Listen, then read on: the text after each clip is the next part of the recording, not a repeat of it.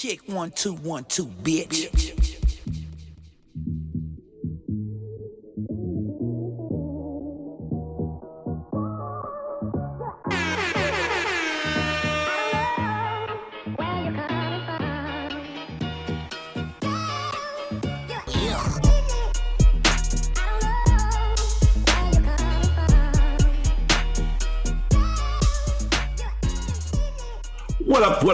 What up, people? What up? This is episode 294. 294 of the most kind of consistent podcast in the area. Give me a hell yeah. The iLLogical says, this is your boy Busby. And over at your boy JC No Hunthead. And life keeps on happening for both of us in a good way. Man, life don't keep happening. I got COVID. That ain't life. What the fuck you talking about? Life keeps happening. I was trying to be optimistic and shit. That was not optimistic. No, life did not keep happening. We attempted to record Monday, that Monday, but for whatever reason, it just didn't come together. And by Tuesday, I was fully succumbed to symptoms. Symptoms. Like how you said symptoms. Yeah, fully succumbed to all kinds of symptoms. The worst part of it was I think I got, I'm pretty sure that I was, exposed that Friday going into Easter. And so, I started feeling, if I had to chronicleize, I started feeling fatigued on Monday, but I thought I was just tired because of the weekend. Before, and then Tuesday came in, and I came home right before the Lakers playing game, and I was like, I need to take a nap. I'm not really feeling too hot, so I told Britt I was going to bed. Woke up, Lakers made me sick during the playing game, but they pulled it out, so I just thought they made me sick. And then I woke up at 3 a.m, full-fledged sweat, hot fever, and I was like, I need to take a home test, and I took one, and it said positive, and I immediately made a refuge in the living room because I had to get away from Britt and the baby. You have no idea how hard that is. You have no idea how hard that is to try to find refuge on the couch in a 2-bedroom apartment with the bedroom right next to the living room. It's the hardest thing ever to do. And then on top of that, so that was Wednesday. By Friday, this isn't hyperbole. Like, I'm not trying to make this as a joke, but on Friday, I legitimately thought I was going to die.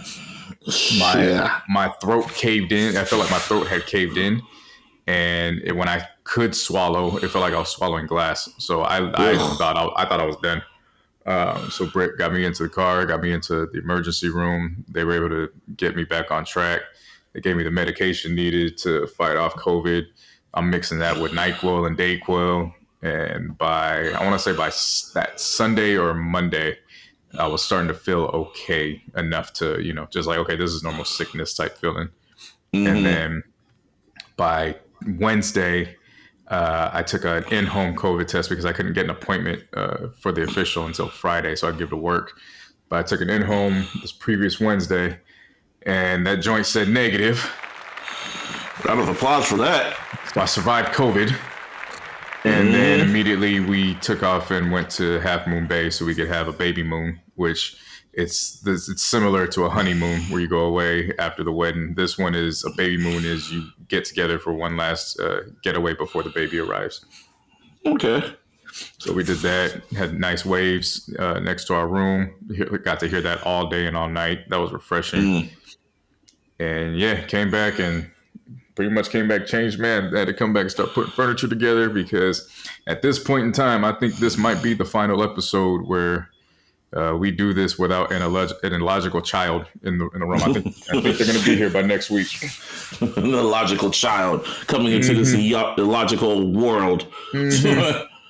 Hey man, you almost there. You pretty much at the finish line, pretty much. We're in the end game now. Yeah, we're in the end game now. Yeah, pretty much. But I'm happy you're still here. I can tell you that. Yeah, me too. Yeah, actually, me too. That was a thought process going to the emergency room. I was like, oh my God, I'm going to leave a fatherless child.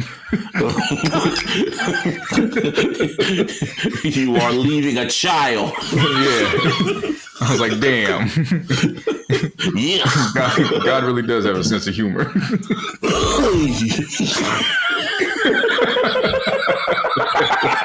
Yeah, That's I'm funny. able to have my dark humor now, but You laugh now, but back then it wasn't funny. Shit wasn't funny then. Yeah, I can laugh now, but I was crying earlier. Yeah, I'm sure. Yeah. Well, speaking of that, yuck, I was listening to that for like I was been going on a whole Pusha T binge ever since Jim Jones just started talking shit about Pusha T for whatever reason. Yeah, I was in the middle of dying, so I don't know what's going on with that. Oh, so let me update you for a bit. So pretty much what happened is that Jim Jones was on, I forgot that Spotify podcast, Rap Caviar, and they were talking about the top 50 MCs.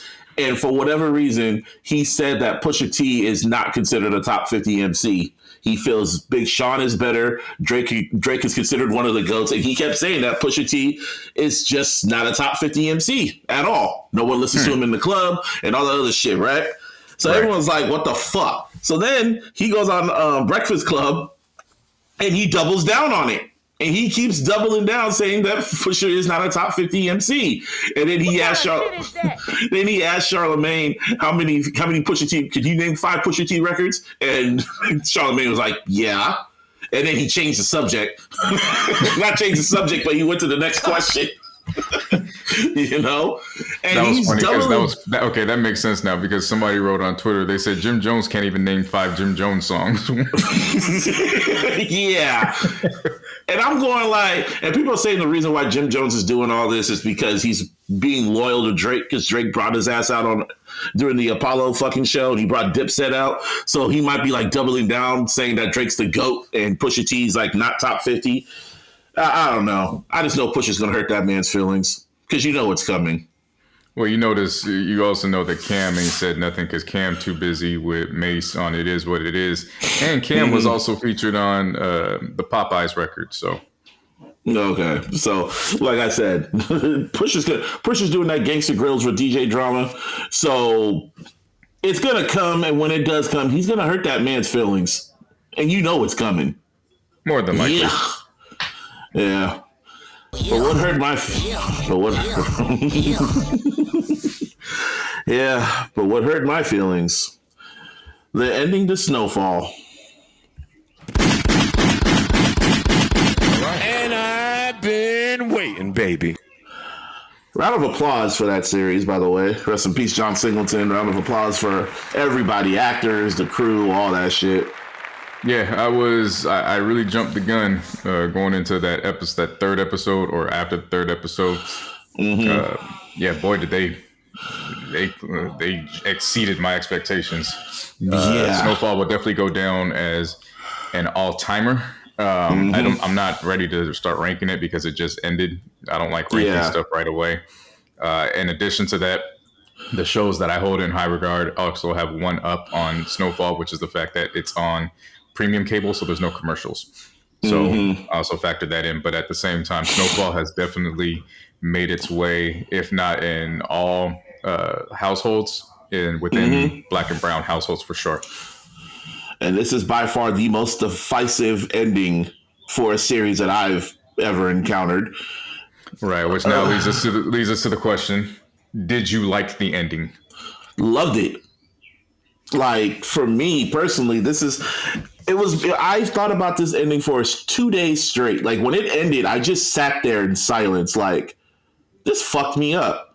Like, even when the credits came on, I was just sitting there because you heard Kendrick's Pride playing, and I'm like, wow, that's how it ends. And then I'm just sitting there almost reduced to tears like, this is fucked up. And then like 2 days later, I'm still sitting thinking. I woke up thinking about it, went to work thinking about it. Then like 2 days later, I'm still thinking about it. I never had that happen for a show before. You know what I mean? Oh, let me paint the picture for you on my end. So we're in the hotel, right? I'm hearing waves and it's sounding nice. The Lakers blow an opportunity to beat the Grizzlies because John Morant's out and they lose by damn near 20. So I'm pissed off already. All right. Okay. Britt decides to go to sleep, and I'm like, okay, that's cool. So now I can, I'll go into the living room area and I'll watch Snowfall. I watch it, and I'm like, now I got to go to sleep sad.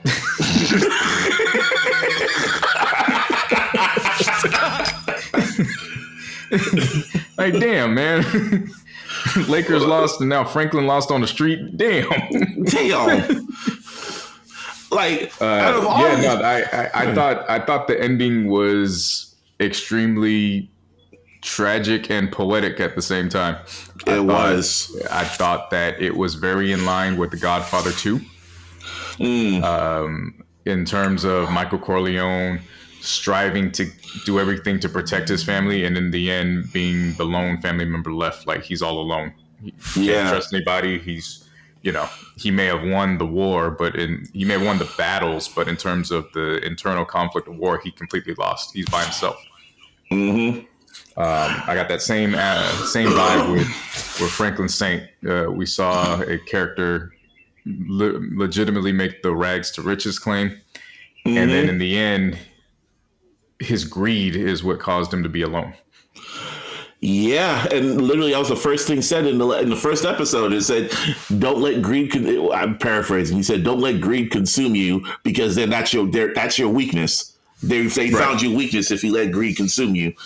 Right. And it was so fucked up. I just sat back and I'm like, I can't rewatch this series knowing what's going to happen.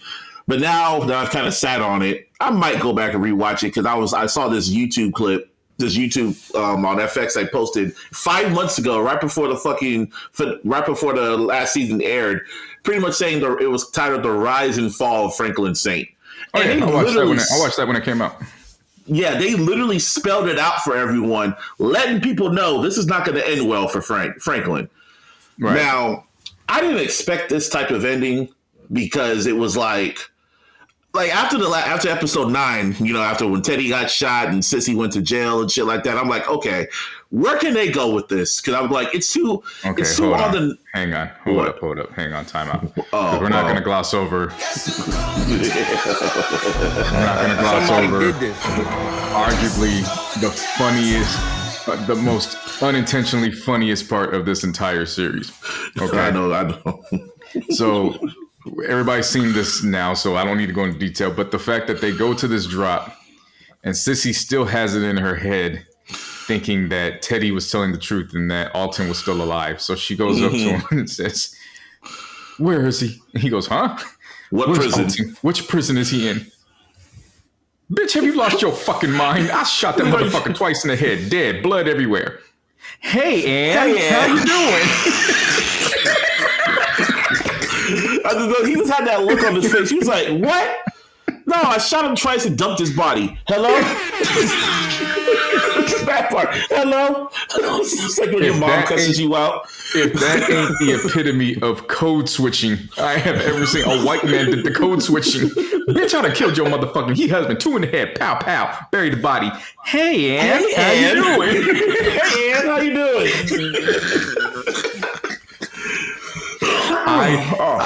I paused that at the time of watching, and I laughed for 2 minutes straight before I even hit play. I said, she's gonna kill this motherfucker, but I kept laughing the entire time.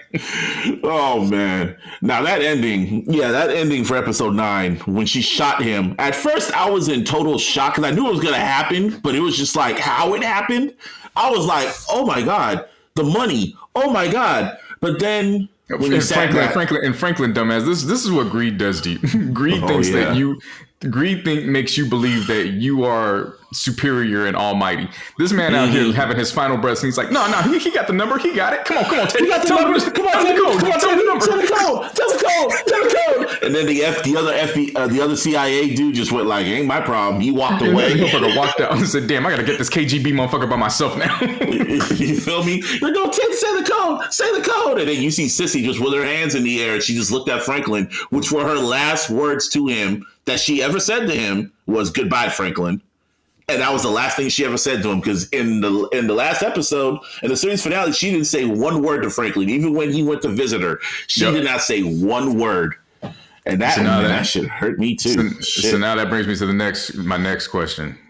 Was it ego, narcissism, or pride that took Franklin down? Could it be like all of the above? Well, I'm gonna tell you why it's pride. So ego is defined as an inflated feeling of pride in your superiority to others. Mm-hmm. Franklin did feel superior, but that wasn't where his basis was. Okay. Narcissism is a self-centered personality style characterized as having an excessive preoccupation with oneself and one's own needs, often at the expense of others. Now that does fit Franklin. It does. Because he used everybody in his family to ultimately get what he wanted and ultimately lose it. But what happens with pride is it's defined as a feeling of deep pleasure or satisfaction derived from one's own achievements, the achievements of those with whom one is closely associated, or from qualities or possessions that are widely admired. Damn. So he was a narcissist that allowed his pride to take him down. Yeah. And when I watched that fucking The Rise and Fall of Franklin on the YouTube, it literally spelled out everything throughout the entire series. And I'm like, oh, so the network and even the creators, they spelled this out for you. Franklin was gonna go down. He was not gonna ride off into the sunset. Now this goes to the how divisive the ending was because on one side, me and JC, we love the ending. You know what I mean? Mm-hmm. Then there's the other side of people that hate the ending, that are literally blaming Cece and Leon for everything. They say they felt that There's powerful niggardry at work here. They blamed them for Franklin's downfall. Yeah. I've done see, and it's just like, did you watch the same series that I watched? Like, did you just? I saw a think piece go as far as to say that this ending was not only unrealistic, but it's very anti-heterosexual black men and masculinity. What? Are you serious? Yes. What kind of shit is that? Dead ass serious. Did we watch the same series? Like, I mean, I know what I watch. I don't care what other people interpreted. This is what happens when you allow music, TV, movies, and video games to dictate to you how the drug game works. I mean, I was seeing shit. I was seeing motherfuckers say this was bad writing. I was like, bad writing. Are you serious? Oh, Snowfall has had bad writing throughout the series. Yeah, of course it did. It had bad writing throughout the series, but this wasn't. The ending was far from bad writing. It was real. Yeah, everything went full circle. Sadly, he Franklin literally became his father, because his father was in the very first episode as a homeless drunk, just like what Franklin became.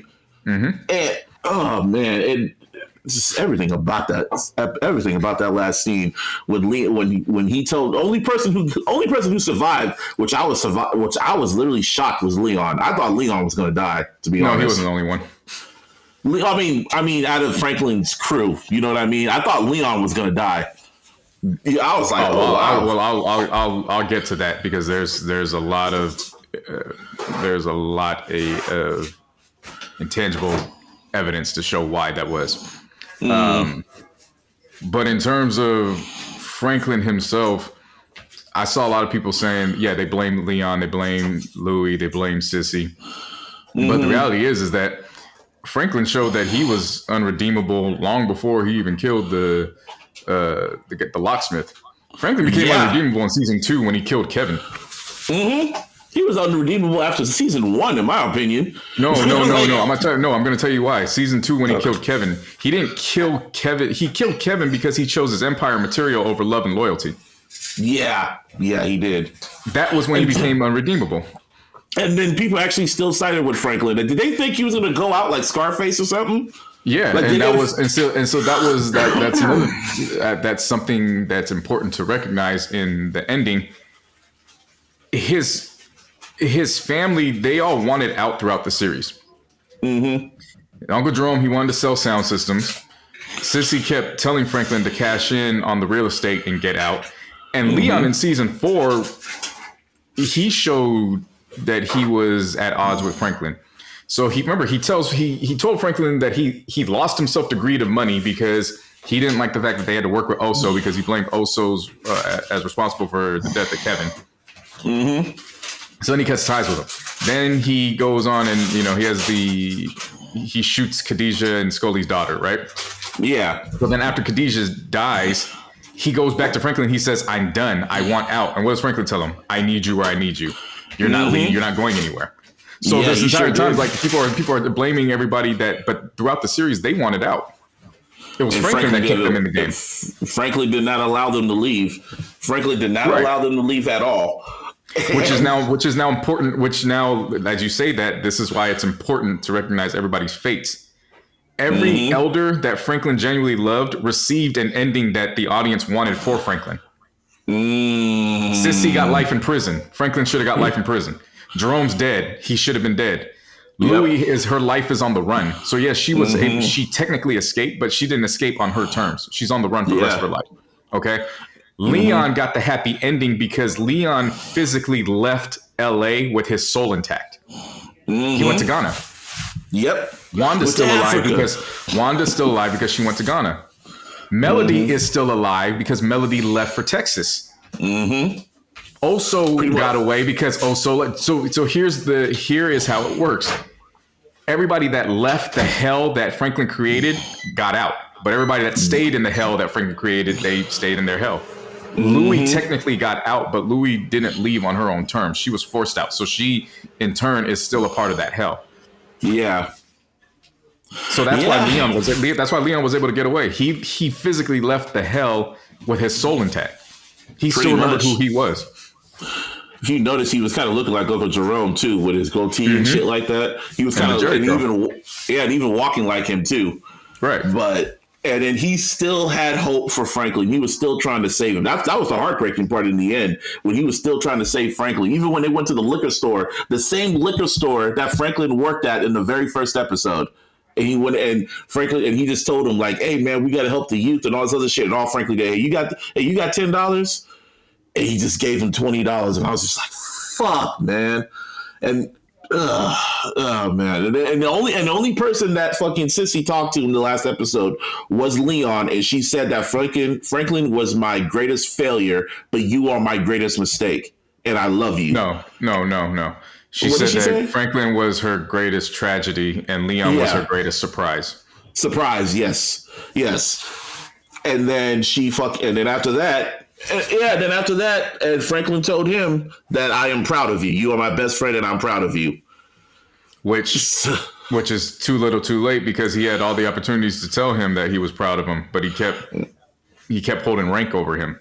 And that was another thing too, was as he was going mad throughout the finale, you could tell that he genuinely did not love his people in that moment. They were chess pieces on a board to him to ultimately get what he wanted.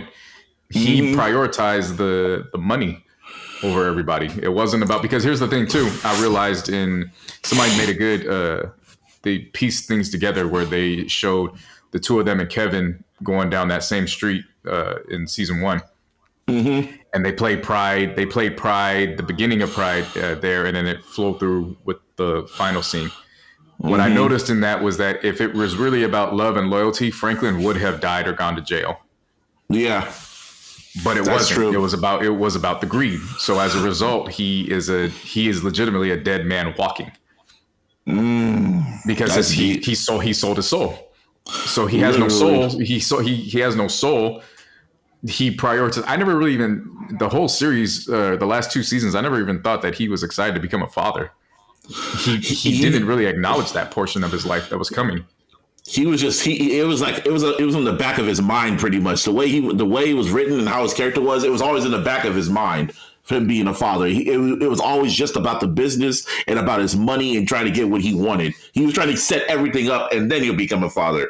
You know what I mean? But in turn of that, because, and I'm speaking as somebody who was about to become a father, because he didn't put this at the forefront, he allowed himself to treat Veronique in ways that he shouldn't have even thought about treating her. I mean, yes, everybody knows that I saw a lot of people blaming her too, like, oh, she ran off with the money. And it was, well, remember when he first notified her of what Sissy did, her response was, come back here. Let's fix this. Let's do this together. We can find a way to get out. So she didn't leave him. She gave opportunities to come back and say, and what was his first response? His first response was to go back to the bar, and he consumed his first cup of alcohol. Drink. Ever. His first drink. Yeah, ever. So then he was already a monster, but then the alcohol really brings it out of him. And then he puts his hands on her, and that's when she realized what her mom said, which was always have a backup plan. And that's when she she looked in his eyes and realized he has no soul. I got to get out of here. So it took all the money. It took what was left of the money and just disappeared.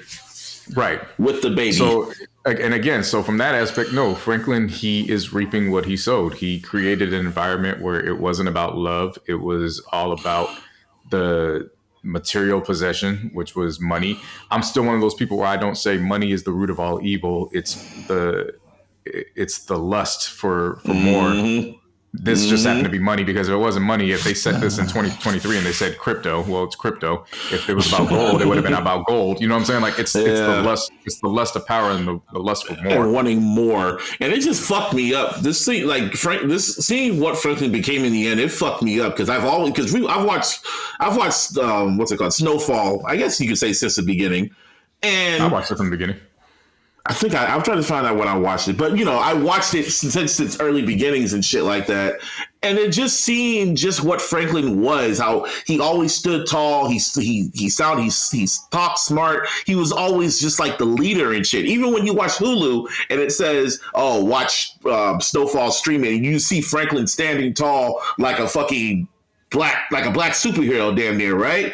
And then in the end, you see him looking like a damn bum walking down the street. I'm like, what the fuck, man? Like, it just. Well, he wasn't looking like a bum. He was a bum. Yeah. Like, he was a bum, and then that's how it ended. And then seeing how people just don't understand that concept, because they said it was unbelievable that Franklin was so smart, he was so this, and then I'm like, dude, have you ever met a homeless dude or a bum that said that? Oh yeah, I used to do this back in the day. I used to be like this and be like that and da da da da da. And you never believed them? Yeah, this is 100% believable. Yeah, because they brought up the good point. Even then, they said, well, Franklin, he's so far gone. Who is going to believe him that he smuggled cocaine in on behalf of the CIA? Who's going to believe that? And that's why the CIA stopped following him, because they knew, yeah, he's done. He's just a bum now. And man, them crackers, Yeah.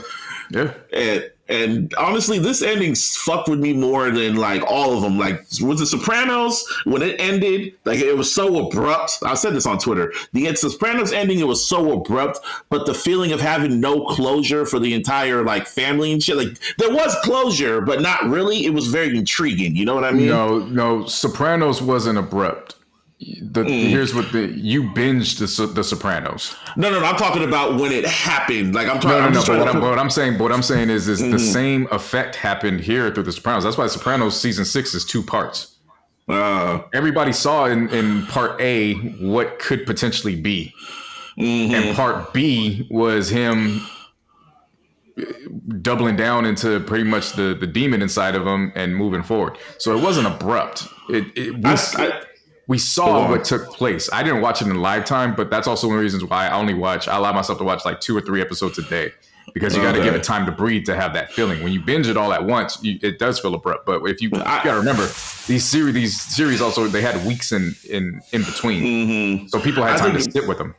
I think with the ending with Sopranos, there was more of a mystique thing. Like it's like a mystique over the ending. Like what happened, but we don't know. I mean, you do know, but you don't know. So that's the mystique of it. With Breaking Bad and The Wire, those had like, in a way, definitive endings. It was like satisfying endings, like, Walter White bleeding out and he became like a kingpin martyr. He went out on his own terms. And I'm like, okay, I'm good with that. The end of The Wire, everybody's stories got kind of wrapped up, but they're still kind of open-ended. But it's like a good like ending mark for the show. You know what I mean? It was like a satisfying ending. Like you're satisfied with that, right? This shit, the ending to Snowfall just hit so different for me because it felt personal. I disagree. I disagree. Well, okay. You were satisfied with seeing Dookie go to that damn house and start hitting that heroin? When I say satisfying, I mean it was an ending that was like, damn, but you weren't really fucked up about it in the end. Like you thought about it, but it was like, damn, that's fucked up. Well, okay, I can understand that. When it wrapped up everybody's characters, I was kind of like, damn, that's fucked up. But you were just like, okay, Dookie's the new Bubbles. Okay, Chris is the new Omar. Okay, so everything is just going full circle again. Okay. It sucks, but I'm like, that's the city of Baltimore. Like I was comfortable with that ending. That's what I mean. Michael was a new Omar. Chris was a new. Yeah, Chris was in jail. My fault. But I thought Chris died. No, Chris did like 17 life sentences, same way we did. Yeah. Oh yeah, true. But I'm just saying that ending to The Wire, that was an ending that didn't leave me fucked up, is what I'm trying to say. I'm like, okay, I get that ending. This ending to Snowfall just fucked me up because it felt personal.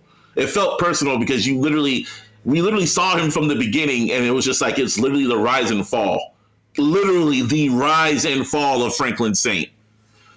I get that from that aspect. It did fuck me up, but not to the point where it was, again, when I was able to think about Godfather 2, I was like, nah, this isn't far-fetched. Like it's not what you're used to seeing, but this isn't far-fetched. Like, I get it. Just seeing what people were saying, like seeing how some people were just so upset about that ending, about what happened to Franklin. That's wild to me. I'm like, wow, did you guys did not watch the same series, or you guys really just wanted him to win?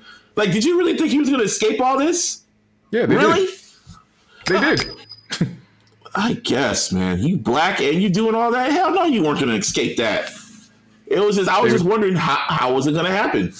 Like, was he going to go out to a blaze of glory? Was he going to die? Because that would have been too predictable. This shit is worse than death. That shit was worse than death. Yeah, again, he was the Walking Dead. He's dead man walking. Literally. So that leads us into the spinoff that's going to happen, because they left little clues about where the series is going to go, or the spinoff. I guess the next series is going to focus on Wanda. And then when Leon was talking to Franklin about what was going on, like since he left, he said that Wanda is going to getting into the music business, and that's all he really said. And I'm like, oh, okay, so we're going to be it's going to be some death row shit. Yeah, they did a good job with their Easter eggs and overall hints throughout the series. Remember a couple seasons ago, there was a kid walking around with a camera that was supposed to be John Singleton. And then you end in the finale, it's them on the set of Boys in the Hood, which I knew exactly where it was from jump. I saw that 42 jersey, and I was like, that's Ricky's little ass with that football. And then the shot that Franklin threw, which was, y'all ain't gonna win no Oscar, which is what John Singleton had always said. People would come by the set saying to him as he was filming. You have that, I forgot who the kid was a few seasons ago that started rapping the lifestyle about what they were doing. Yeah. That's something that's, if they move forward with the spinoff, that's definitely going to come into play. So they did a lot of good Easter eggs in terms of media and consumerism that they can definitely play with and do callbacks with going into that, if there is a spinoff that happens. But yeah, man, that was a fitting end. That's how I look at it. For a crime drama, that was a fitting end. Yeah, it was great. Shit. Applause. I have no problems with it. It sucks. Yeah, don't worry about that. I mean, that's life. Again, the man chose. He chose his fate. So I'm not gonna be sad over. First of all, I ain't gonna be sad over no fictional character. But at the same time, when you see somebody choose their fate, it does suck to see. But at the same time, you just accept it. And the reality was he accepted his fate seasons ago. Yeah, it kind of ended. This is what happens. People are disappointed because their expectations are unrealistic, and that's when disappointment comes into play. Is when you have unrealistic expectations. So for all these seasons, they kept watching this man go down and spiral downward in terms of his want for possession and just overall greed. And then when you finally see it, it was like, well, what? Like you were saying, what made you think it was going to be a happy ending? Even if it wasn't the happy ending, what made you think that it was going to be something that you anticipated if he allowed himself to be consumed with this greed? Because he already went to prison. He already went to prison in the second season? He already got shot. He already got shot. And it's just like where else was there to go? Like, if he died, that would have been too damn obvious. It would have been way too obvious. He ain't had that liquor in his system. Yeah, in his heart. You know? Yeah. So... man, that's a great series. I'm gonna miss that show. Well, I'm kind of gonna miss it because the last season it was walking that line. So that tiger, yeah, tiger style. It even ended like a John Singleton movie. That's how the ending to it. It kind of ended like a John Singleton movie. Yeah, shit. This could be part of his Hood trilogy, kind of, or his Hood, his Hood movie saga or whatever. No, it won't. This is something completely different. Well, I know. But it ended like a John Singleton shit. No, it ended in that fashion, but just because it ends in the fashion doesn't mean that you correlate it and put it with his film work. Those are films. Yeah, this was, and it said, and I like the part where it said for John in the end. Yeah, and I was just like, damn. I hope if wherever he is, God rest his soul, man. If he saw that ending, I hope I'm pretty sure he'd be satisfied with that ending. Yeah, absolutely. So salute to them. Absolutely. Now, somebody who ain't gonna get their shows missed, Frank Ocean. Somebody did this.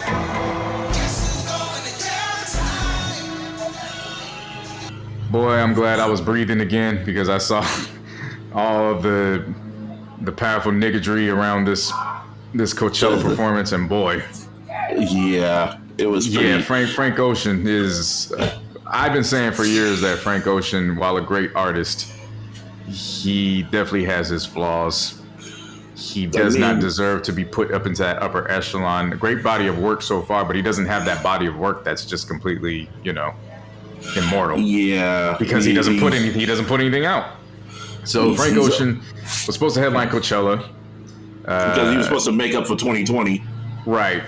And he had all these, as we come to find out, he had all these requests.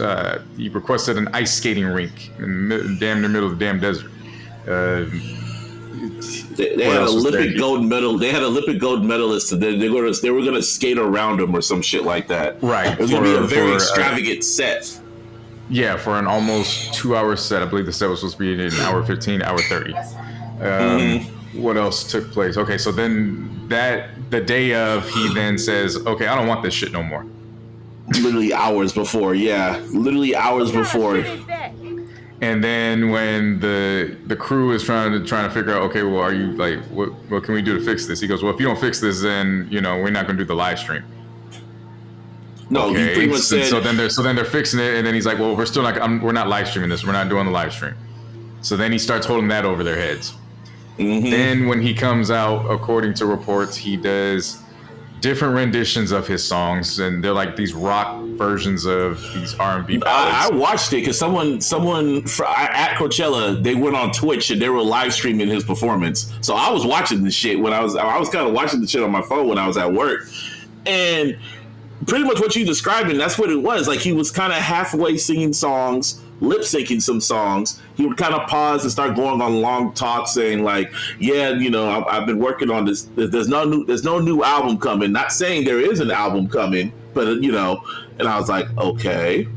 Then yeah, I know. And then he just starts going on a whole like media, like a whole, what's it called? Media, not a media, like medley. Like, he started playing, like a DJ started playing medleys of like club anthems of his songs and shit like that. And he saw a security guard shaking his ass, which was random.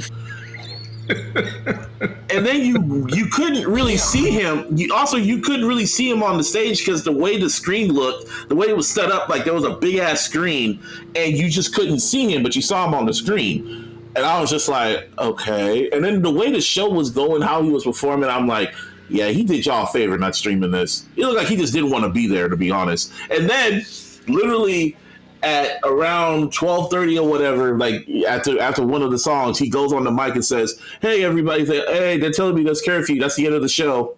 Have a good night. And that was it. What kind of shit is that?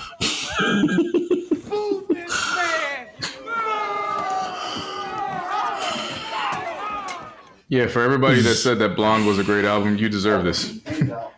You deserve it. Yeah. I still can't get into Blonde, man. Like, honestly, he's only had 4 albums, so he's had, one mixtape, three albums: Nostalgia Ultra, Channel Orange, Endless, and Blonde. And Endless was a scam of an album, which I support. I still support the practice of scamming, but it was still a scam of an album. And it still hasn't even been released properly. Like, you got to go on his website to even buy this shit. And honestly, Endless is better than Blonde, in my opinion. So, yeah. But I was just like, wow. And then meanwhile, on the other end of the stick, Weeknd came out during Metro Boomin's performance and shut that whole shit down. Yeah, shout out to Metro Boomin. Did you watch that? Did you watch that set? Metro Boomin wasn't. No, I went back and kind of saw highlights, everything. Metro Boomin wasn't even on the main stage. He was on the side stage, and he had basically an ensemble. He had The Weeknd, he had Future. Mm-hmm. Everybody that was on that album came out and did their thing for his performance. I watched because they had the second weekend, so they had the second stream, so he streamed the second performance. Weekend came out again. Literally, the way the transitions were, dog, it was an experience. Yeah, Weekend come out, and then Future came out to do that song that new song that they dropped, and then Future came out, and dude, that boy, Future is the one. Like when he was on Coachella, when he did "I Just Fucked Your Bitch" on some Gucci flip flops, that whole everyone just jumped for their lives. That shit was wild to see. Then after that, Don Toliver came out, and then fucking Offset came out in the end, and it was kind of weird to see because they were doing what were they doing? I think they did "Bad and Bougie," I think, and I was just like, ugh, that's kind of weird. But yeah, like Metro, he put on a show. Shout out to Metro. Absolutely. Also, shout out to Bad Bunny. Man, I don't know what the fuck he was saying. He had that shit rocking. That was a show. He put on a show. And I'm like, look at this boy, Bad Bunny. Didn't speak English. He even asked, y'all want me to speak in English or speak in Spanish? Spanish! Oh, Yep. Well, you don't become one of the top grossing artists in the entire industry and give a bad show. That would be counterproductive to your legacy. So that's easy to understand. The reason why I brought those two up is just like those are pop stars. Weeknd, Bad Bunny, and that could have been Frank Ocean. Well, but you gotta be clear. That wasn't the Weeknd set. That was, you gotta give that to Metro Boomin. Metro Boomin. But this is like the second year that Weeknd has showed up. This is like Frank Ocean. This was his first performance in like 7 or 8 years or some shit like that, and he gave his fans that. Oof. I know his brother died and everything. He might have been grieving, but still. Yeah. So now I got a question for that. Will festivals become more strict with headliners moving forward? They need to. They better be. After what Frank Ocean did. See, I remember when Kanye dropped out, he gave them a week in advance so they could get someone else to headline. So this shit, yeah, they have to be stricter. They cannot you signed a contract, you better do this shit. Because they have to be stricter on them. I think these festivals are going to start moving like the NBA in terms of load management. So I think they're going to have it in writing that there's not going to be any adjustments to your performance 7 days prior. So a full week prior to the event, there's not going to be no, oh, I don't want this, I don't want that. Like, no, this is what it is. We're locked in now. So if you had any changes, you needed to notify us. In addition to that, I think they're going to now send a quality control specialist to sit in on the rehearsal. That would make sense. And I also believe that they're going to now have in the contracts, we're not doing this, I'm not going to stream bullshit. Either you're going to do this or you're not. Yeah, and don't wait till the last minute and say I'm not going to go on if you stream my performance. No, it says on this contract that you're going to stream the show. So if you don't if you don't do this shit, we're cutting your shit and we're going to sue you because you signed on the contract. Yeah, I do believe that there's going to be some arrangements and some clauses that go into that because you have certain artists that have streaming licensing and rights to other entities. So I believe that if they can't work a deal out where, they pay to have it streamed, I believe that those will be honored. But in terms of just coming up and showing up and saying, well, I don't want to stream, that's not going to happen. I also believe they're probably going to start working into effect, unless it's an emergency, you have 2 weeks to let us know that you're going to be bowing out. So that way we have 1 full week to go and find a replacement act and have the rehearsal set in. So I believe it's going to be a situation where you're going to see 2 weeks from the event. That's going to be the final time, unless it's, a Travis Scott or a family emergency type situation. You have 2 weeks to drop out. Once you confirmed, you have 1 week to allow us to sit in on the rehearsal and confirm this is what it's going to be. And once you have it set up, a week prior to that, there are no changes. They said they lost millions off Frank Ocean, like leaving, like not showing up for the second weekend and shit like that. What's even worse about that shit is that his people have the nerve to come out and say that Frank Ocean fucking fucked up his ankle before a day before the fucking show, and I'm like, you weren't doing shit, bruh. Oh no! And then they showed. And then there's footage of him. Dude, there's footage of him walking into his car after the incident, after the show was over, like casually just walking. And I'm like, bro. Well, it was like, dude. I just saw John Morant damn near break his hand and come back and put 25 in the fucking fourth quarter alone. No, I'm not. Fuck out of here, Frank. You ain't in the playoffs. Nah, you ain't rocking in the playoffs like that. I just didn't like how that's how you treat your fans, bro. Like that's how you literally treat your fans after being gone for that long. Like you literally said, people came from all around the world. They paid good money to see you, and you just said you gave them a half-ass performance and then left. Yeah. That's some hoe shit, man. That's nasty work. That's nasty work, bro. Like, shit, at least Kanye's an asshole, but at least he gave him a week in advance. He gave them a week notice note saying he wasn't going to show up. Shit, man. That's just some asshole shit. Other than that, that says a lot because, you know, Kanye hates niggas more than a Nazi. Literally. But, oh, yeah. There's powerful niggardry at work here. Nah, but just looking at Coachella, I saw some of the sets. Like I saw who else was there. Lotto was up there. She put on a great set. Pusha T had on a great set. What's his Labyrinth? Oh yeah, Labyrinth showed up and he brought out Zendaya this past weekend. That was pretty dope. Nice. To perform her songs from Euphoria. I guess that was her first performance in like decades. So that was pretty dope. And who else? Blink-182 ended up headlining, and I'm like, wow, these niggas still around. Oh shit. Dude, that nigga Travis Barker's like 47 years old. He does not look 47. Yeah. I mean, he even got his own new show on Hulu with not Chloe, Kendall, right? Or Courtney. No, not Kendall. Courtney. What's her? Yeah, Courtney. There you go. Oh, shit. They all look the same. No, is it Courtney? Yeah, Courtney. Yeah. I mean, shit, they all look the damn same. Shit. No, they don't. But you say that a lot about people that don't sound and don't look alike. you say that a lot about people that do not sound alike and don't look alike at all. It makes me, I don't, you know, yeah. So that now it makes me even question your judgment in terms of, were we watching the same show, nigga? I don't know. Were we? Well, we were both sad in the end. So yeah, shit, man. But anyway, that's Coachella. So now music did drop. I was able to when I beat COVID and I survived, and I was able to come to. I was able to listen to 3 projects. I only gave them one spin because again I was surviving and I had some other. I was surviving. Yeah, surviving COVID. But I listened to Ray Sremmurd, Sremm for Life, and I was like, wait, the Sremms they're back. I didn't even know they were back. I didn't even know they dropped a single. That was a quiet ass release. Yeah, and again, I'm just giving one listen reviews, so this can easily change over time. But I listened to this when I was putting baby furniture together yesterday, and I really liked it. It was pretty damn good.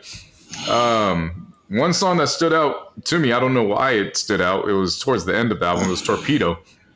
Great hook, great beat. I was rocking with it. Not So Bad, Lean's Gone Cold was another good joint. Like I thought this was a really good project. I was very surprised that it came out with no hype around it, no promotion or anything like that. They got 2 lone features on here, Young Thug and Future on 2 separate songs. I just thought it was a good project put together. I was very surprised that it came with no promotion considering who they are. But it's good music to end the spring and start getting ready for summer. I'll tell you that much. You know where they stand when it comes to that, and they produced another one. Next album I listened to was for Motivational Use Only Volume 1, the Currency and Jermaine Dupri collaboration. That shit knocked. I like that shit. Oh man, it was talk about smooth bounce. Smooth bounce. This one was released on both Jet Life and So Def. This was great. I liked it. Never Enough is a dope track. There's 2 features on here with 2 Chainz and T.I. on separate records. 2 Chainz record Off the Lot. That was a great. That I need that for the summer. That T.I. feature is fucking fire too, because T.I. He reminding people, I can still do this if I want to. So that was a dope listen. Yeah, that was a really good collab album, just for the simple fact that it's Spitta with his signature rhyming scheme and sound, mixed with Jermaine Dupri and JD's his eloquence for bounce. Mm-hmm. Like that was something where I was like, "Whoa, that when's volume 2 coming? That coming during the summertime because I need that ASAP. I need that facts. I need that facts." And then the final project I listened to while I was surviving COVID was Mozzy, the Kollect Kall EP. That was great too. It's setting up for Mozzy's release. I guess he comes out. I think he probably comes out probably next month or in June. I think. I was about to say. I think it's. I know it's at some point during the summer. I know he's coming back. Yeah, go on. This was something nice. A nice little 6-pack. To hold people over, especially with coming off of Survivor's Guilt, which I was one of my top 10 rap albums last year. Yeah, there was really nothing. I'm telling you, Mozzy is that select artist. When he speaks, I believe everything he says. It's authentic. He doesn't try to sell himself as something he's not. Everything is what he. You hear the pain and Survivor in him. It's just it's pure authenticity. It's no different from here. Yeah, no different from here. Hole in My Heart with E. Mozzy and Selly Rue, of course, the Gangland Squadron. Man, like it's Mozzy. I ain't got no problems with a Mozzy project. Shout out to his label for literally milking this because I've noticed back in January I started hearing Mozzy features just randomly start popping up and I'm going and I think in March you started seeing a lot more and now they dropped the EP. Yeah, Empire they got this rollout ready. Remember, he's not just Empire. He's CMG. Yeah, CMG too. I forgot about that. Yeah, he's CMG. Yeah, no, he's CMG. Remember, he's not on Empire anymore. This is a CMG Interscope release. This is Yo Gotti and them on. Not throwing him in. I don't want to use that as a derogatory term, but they know he's on the way back out, so they're creeping. They obviously have backed Glorilla, and rightfully so. They got her set up, but in the meantime, they know he's on his way back, so they're planting all the seeds for that too. Yeah, now this is Yo Gotti.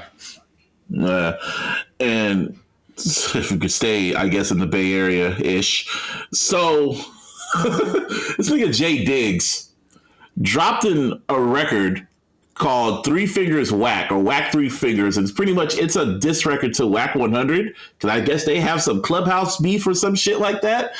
And I think Martine sent it to me. And I'm like, wait a minute, sent it what? to me too. I was like, wait, what? So then I remember I listened to the halfway. I'm like, because you know me, I don't like giving Whack any type of energy. Like, dude, why are you giving this so much energy? But then when the song kept going, and then at the halfway point, I was listening to the hook, and I was like, yo, this low-key slaps. And then later on that night, I went out and I think I went somewhere. I forgot where I was going to a bar and a car came right past me and I heard, "Hey, fuck Whack 100." I was like, "Wait, what? They're blasting this shit." I mean, it's the Bay, man. Niggas love Diggs out here. Yeah, man. That shit was hilarious. Shit. But another album I listened to, I've been listening to, it came out in March, was his name is Dende. I thought you said his name? Dende. I think I need to go back and listen. I think it's Dende, but it might Dende. be There you go. You're right. It's Dende. And he dropped an album called 95 Civic. And that came out in March. And I remember I listened to it a few times, and there was a few songs I really fucked with. But then for whatever reason, I decided to really go back and listen to it. This shit is really fucking good. It pretty much plays like a... It's extravagant. I found him on, I wouldn't even say on accident. I was just scrolling through on Twitter, and I don't know if it was his Tiny Desk or it was a live performance, but he looked beat up, and I was like... Oh, yeah. And he was singing Nightmares, which I feel one of the best. He just looked beat up, and I was like, wait, what's this? So then I went and pretty much read up the synopsis of the album, and I was like, oh, yeah, let me play this real quick. And this and I won't say surprisingly, this was actually a couple weeks before I caught the symptoms. So I was, I listened to it and I didn't really have much time to talk about it because, I was doing my own thing and then I got sick. But he's an artist from Houston. His sound is very R&B and gospel. It's like a blend of those two. And what I read about this album was he tells the story of the breakup with his fiance, and he does it using the metaphor of a car accident. So that's what this project. That's what the project is about. So both him and his ex-fiance, they were born in 1995, and she used to drive a Honda Civic. So he centered that around there.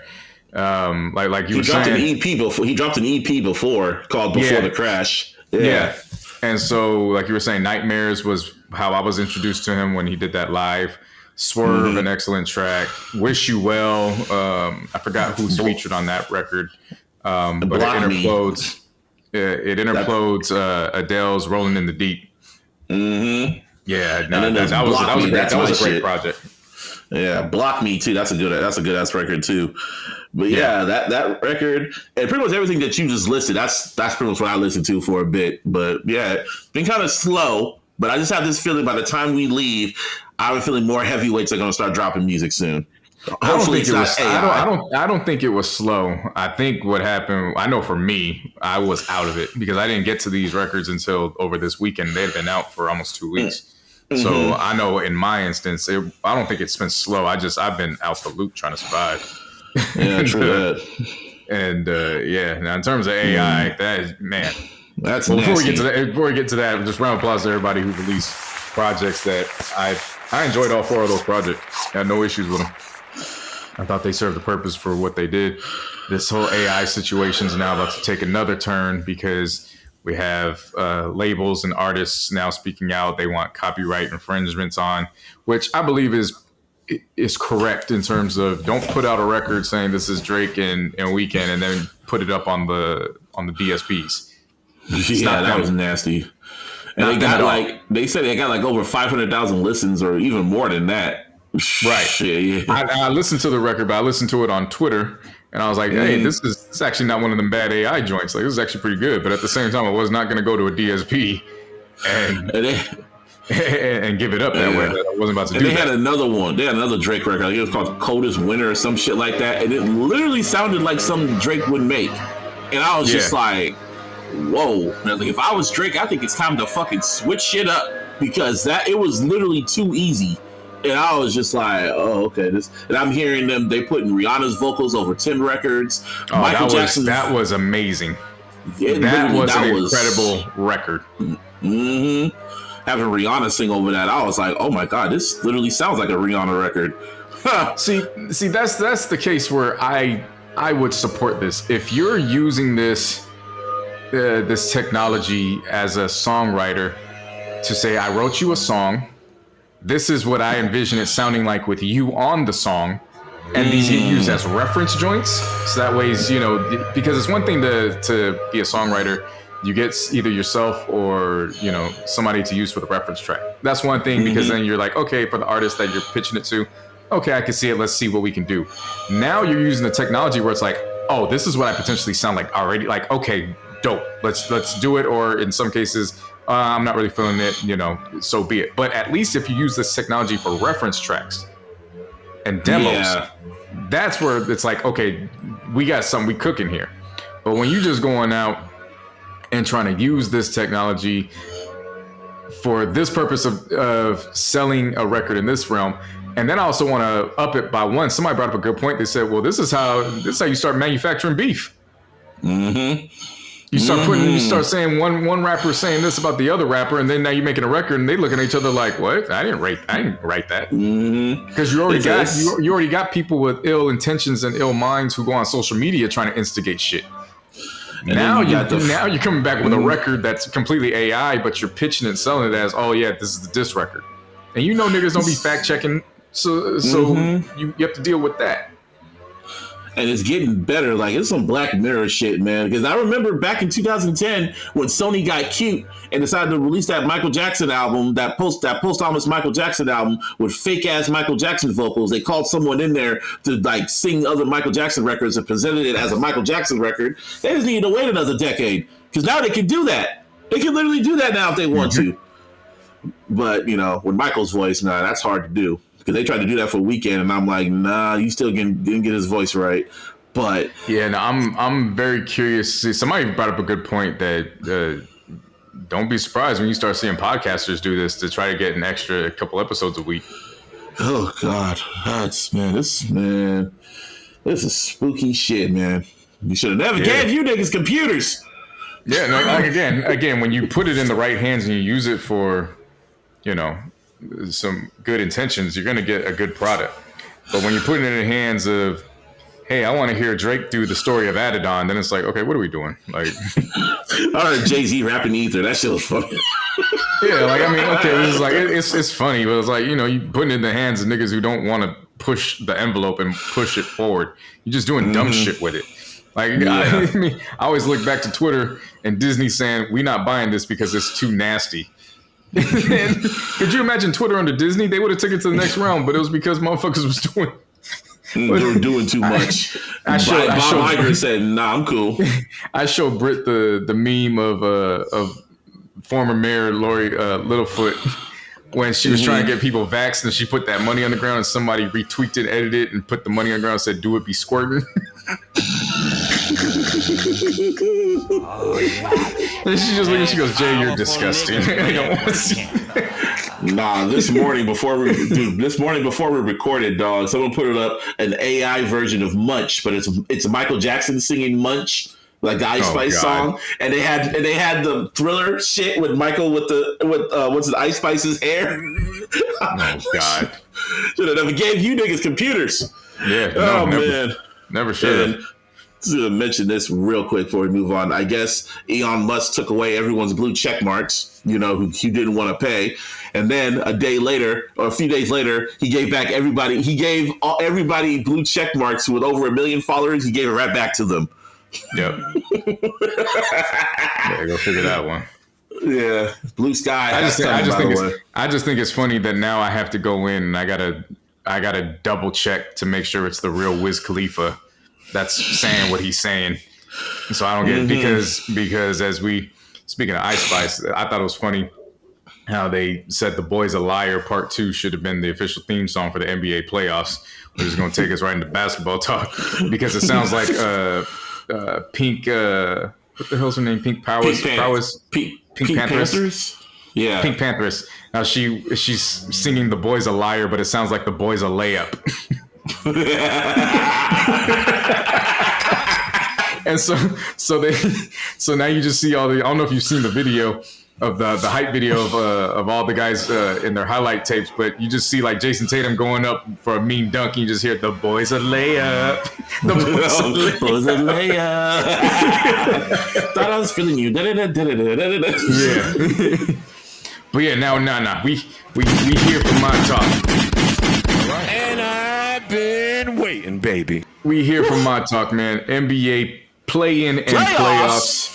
Like I said, I was trying to get us on that Monday going into the play-in, so always we get predictions, but it just didn't work out that way, which is fine. I went on Twitter and I put my predictions up anyways.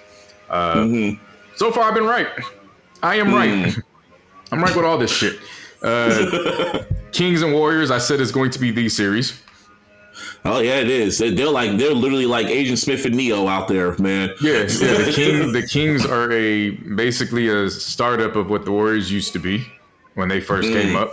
Everybody kept writing off the Kings, and I'm like, they ain't a 3 seed for no reason. I watched them a good amount of times throughout the season, and even though they only had, I think, one at most nationally televised game, I was like, that's what we got League Pass for, and I watched them niggas. And unfortunately, they was giving it to the Lakers, so I watched them in those games too. But the Kings are a very they just move fast. They're just a fast-moving team. They are. And De'Aaron Fox is him. He's coming. He is. He has arrived. And putting him up with the Warriors, we got a lot in those first 2 games with the Kings taking those first 2 and the Warriors holding home serve, so it's now tied 2-2. Those first 2 games, boy, you had E40 ejected out of game 1 off of some bullshit as far as I'm concerned, and then you had Draymond stopping ejected out of game 2, which I thought, that's Draymond being Draymond. And then you had game 4, which was basically an NBA instant classic. We thought Steph was gonna pull a Chris Webber and blow it all, which would have set the world, the whole NBA world on fire. Oh man!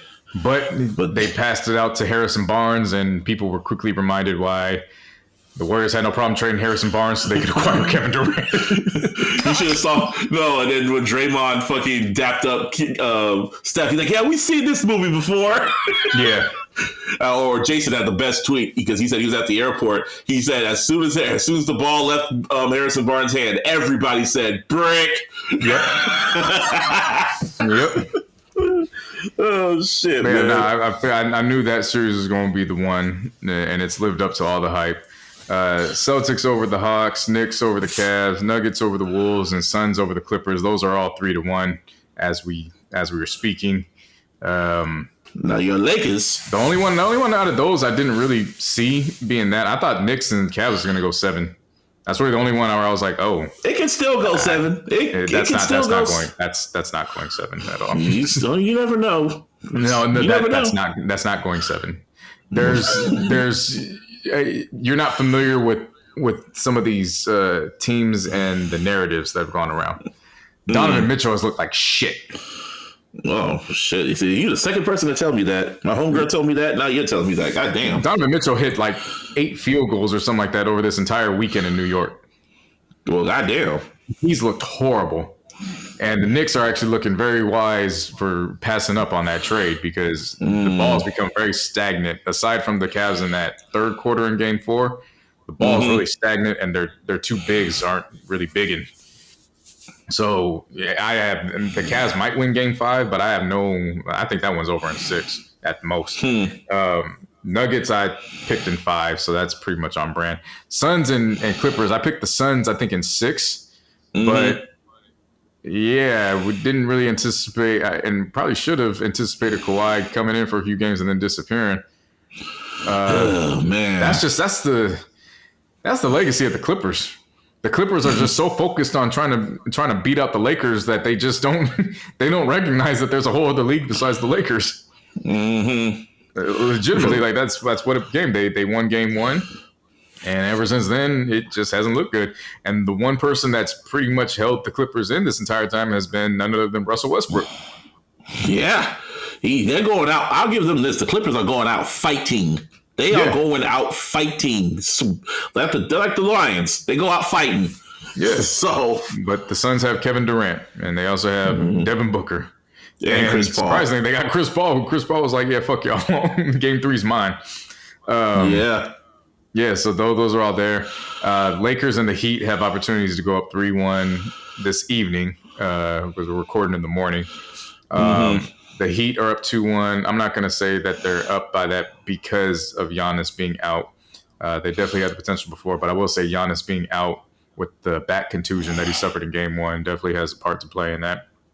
Lakers, they had me excited in Game 1. They pissed me off in Game 2. Then I was very indifferent in Game 3 because it's just like they don't have this pedigree to act like they're superior then and they can start doing side missions, but they do it, and then they end up getting in trouble as a result. Game 1, Austin Reeves was telling the world, "I'm him," and Lakers fans was looking at y'all like, "We've been telling y'all that he was him. Y'all kept telling us that we were overhyping him." I don't know why that was. Man was putting up 35 points every other game, so now he's your little mini Brock Purdy. He's your mini Brock Purdy. That's not mini Brock Purdy, my nigga. That's Hillbilly Kobe. We had that nickname from last season. Like, we kept telling people about Austin Reeves. Nobody was trying to hear us, and okay. It's not a Brock Purdy because Austin Reeves didn't just come out this year. He was doing it last year. Oh, he was doing it last year. Okay. He hit a game-winning 3-pointer against the Mavericks last year. You saw it. When he hit it in Dallas. That was him. I remember that. Oh, wow. Okay. Yeah. That motherfucker going like, "I'm him. I was like, okay. Yeah, it's like, yeah, we know. We've been telling you. Like, he's that nigga. Then Game 2 came around. John Morant almost broke his hand, and so he was out Game 2. And what do the Lakers do? They come out like fucking zombies. Shit the bed. Yeah. So again, that's the experience of being a Lakers fan, where you think they're about to take it to the next level, and then they just fall back and they don't do shit. Dylan Brooks went out and basically talked his talk, which I wasn't upset about. Talk your talk. That's what you're supposed to do. You're trying to hype yourself up as a heel. But then when he shows up and And it's not even about him shitting the bed in game 3. It's when he then runs away from the smoke. And it's like, you ain't no real villain, dog. Like, you can shit the bed all you want. You can shit the bed all you want, but at least go to the microphone and be the villain. He didn't even do that. Didn't even do that. Didn't even just like he didn't. Oh, I got nothing to say. Didn't even go to the podium. And at least Draymond would have did that shit. But shit, like he didn't even do that. And then, and then his comeback interview, he was all going like, "Oh, the media just making me out to be a villain, and they're making drama out of nothing." Like, nigga, what? You started this. You wanted that. Yeah. And then, so game 3 occurs. Lakers are mud stomping their ass out, which was, I didn't expect that, but I expect them to come with some more energy. But then you notice they started playing into that Dylan Brooks narrative, and they started making sure LeBron was attacking, going at Dylan Brooks, and it allowed the Grizzlies to not only come back, but in that fourth quarter, Ja put up like 23 or 25 points in the fourth quarter alone. Now he got rhythm going into game 4, and it's like they ended the first quarter up by 26, and they won by 10. And they didn't get a chance to sit their starters. They just keep playing with the food, and it's like, at what point do you guys realize you don't have this pedigree to focus on side missions? Accomplish the main goal first, then you can start doing that. But you guys haven't done anything as a unit together. So we'll see how that takes place. Sixers are the only ones where they like, yeah, fuck this shit, we out of here. They went and swept the Nets 4-0. There was some beef and some funk in game 3. Was it Joel Embiid kicked homeboy so hard that he fucked up his knee, so he missed game 4. James Harden got ejected. There was a lot of stuff going on, but the Sixers, they held that down, and they're the first team that's officially in the second round. So we're going to see how all these games play out over the next few days. But the first round of basketball and the play-in this year have been some of the best basketball I've seen postseason in a long time. It really was. As a collective. There's been great games throughout the past few years, but as a collective, up and down, all rounds and all series, this has been amazing basketball. Yeah, it really has been. Even it's entertaining for me too. The play-in is the best thing that what's his name? Who's the commissioner? Adam Silver. I call him Joe Silver. I'm calling him, that was the best thing Adam Silver ever came up with, is the play-in. The play-in tournament. That's the best thing he ever came up with. Should have came up with that years ago. Yeah. That shit. That's great TV, man. Shit. So yeah, it's pretty much like the wild card positioning. Fucking love it. Playoffs. Love this shit. Yeah, that's a good way to put it. It's the wild card. Pretty much that's what it is. It's wild card weekend. So week. Week. I don't know why I said weekend. I keep thinking NFL. Have you watched the XFL or tried to watch any glimpse of it? No. Yeah. I just know their playoffs start this weekend, and I'm like, damn, that sucks for y'all because I'm watching basketball playoffs. Everyone's watching the NBA right now, man. It's like no one's watching the XFL. I genuinely don't know why the XFL and the USFL are not leagues that happen in the summertime. I don't get it. Not during the spring, man. You gotta let basketball breathe because no one's really thinking about football right now. Right, because it's not just the NBA. You got both tournaments in college. You got the men's and the women's just had a renaissance. Yeah, no, I don't mind the XFL and the USFL, but do that shit in the summertime. Yeah, that leads right into fucking training camp and shit. Right, but what can you do? Yeah. Let's see. I'm trying to think if there's anything else we want to mention when it comes to like NBA. I covered it all. Good timing. Yeah, pretty much we covered everything. Snowfall. We might see Franklin somewhere on the street. Not around me. What if it's around me? Ain't gonna be, man, that happened in 1990. You think he made it the full 33 years? You must be out your damn mind. No, it was just a 50 Cent joke. Around me, around the corner. Not around me. Shit. Oh yeah, shout out. Around the corner, around the block, not around me. Power is still powering. The show just keeps getting better, man. We'll dive into that next episode. I know. I'm just mentioning it. Just we're still watching this shit. Fucking love it. Anyway, on that note, this is episode 294. Right? Yes, yeah. Sir. Episode 294, the most sort of consistent podcast in the area. ILLogical sense. Yeah. You can always Follow us on Twitter. Shout out to Mr. Fab. You can follow me at Mr. Busby 408. You can follow us on Twitter at iLLogicalSP. You could always follow us on Instagram at iLLogicalSense. And of course, on that Facebook. And on all social media, you can find me at JCNo100. Again, I'm tweeting, talking basketball, whatnot. But I really think this might be the final episode before I officially become a father. So leave me alone, because I ain't gonna be getting no sleep. And if anybody's listening to this podcast right now, send me that Blue Sky invite. If y'all don't know what Blue Sky is, it's pretty much the new Twitter. You don't want that. You don't want that. Why? They already said if you go up with that the code that isn't the official code that you get. When they update the servers, you're screwed. Okay, well, yeah, you don't want that. Either way, just wait it out. Twitter ain't dead yet. Shit, they said that waitlist is at 1.5 million, so there's going to be a whole migration to that app when that shit opens up for everybody. Yeah, but the problem isn't the migration; it's who's going to stay there. So it's good. Yeah, true. Many competitors came out from McDonald's. McDonald's still selling over 1 billion cheeseburgers. So True that. But on that note, we out this bitch. Yes, sir. Peace. Peace.